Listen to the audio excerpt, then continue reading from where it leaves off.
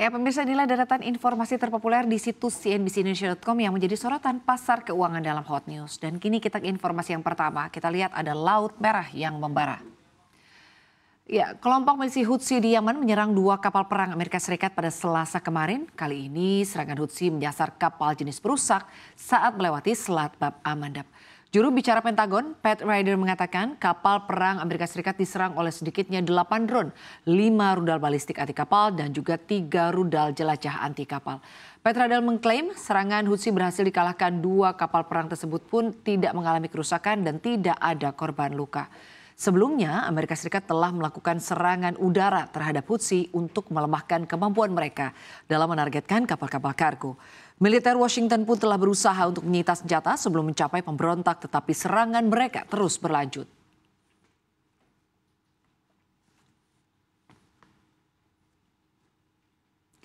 Ya, pemirsa, kini kita ke informasi berikutnya, yaitu Lebanon menjadi Gaza kedua imbas Israel. Aksi brutal Israel terus merajalela di Lebanon hingga sejumlah kawasan di negara tersebut menyerupai Gaza kedua.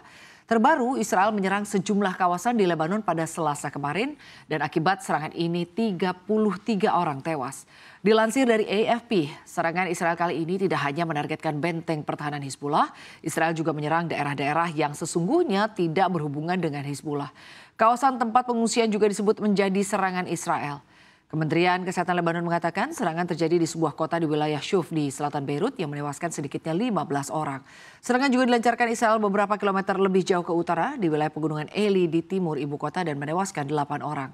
Kementerian menambahkan serangan juga terjadi kota Tefata dan Romin yang menewaskan 7 orang. Israel juga menyerang wilayah Hermel di lembah Beka di timur Lebanon dan menewaskan 2 orang lainnya.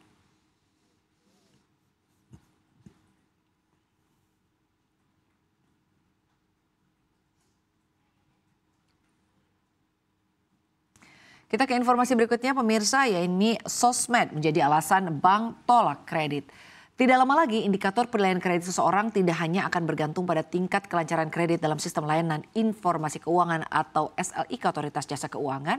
Akan ada inisiatif kredit scoring atau pemeringkat kredit alternatif alias PK sebagai komplementer. Kepala Eksekutif Pengawas Perbankan OJK Dian Edena Ray mengatakan keberadaan PK ini membuat penilaian kredit seseorang atau suatu perusahaan layak mendapatkan kredit atau tidak dengan mengandalkan informasi berupa data-data yang tersedia dari sumber apapun. Misalnya catatan pembayaran utilitas debitur seperti tagihan listrik, telepon, apartemen, dan lain-lain.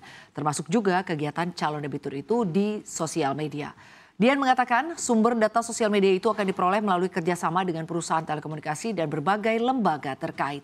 Ia pun membenarkan aktivitas calon debitur di media sosial seperti di Instagram dapat menjadi indikator kredit.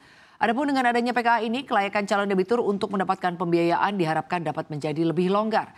Sebab SLIK OJK biasanya menunjukkan tingkat kelancaran debitur lebih ketat dalam penentuan penyaluran pembiayaan.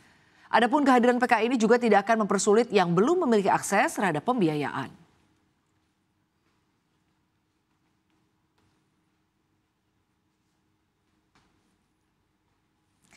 Ya, kita ke informasi selanjutnya, yakni terkait pertemuan Menkom Digi, CEO Nvidia. Menteri Komunikasi dan Digital Mutia Hafid akan bertemu dengan CEO Nvidia Jensen Huang yang dijadwalkan berkunjung pada hari Kamis 14 November. Mutia menuturkan dirinya terbuka untuk bertemu dengan siapa saja. Nvidia disebut akan berinvestasi di Indonesia dengan menggelontorkan dana untuk pengembangan teknologi artificial intelligence atau AI. Nvidia bekerja sama dengan Indosat untuk membangun Indonesia AI Nation.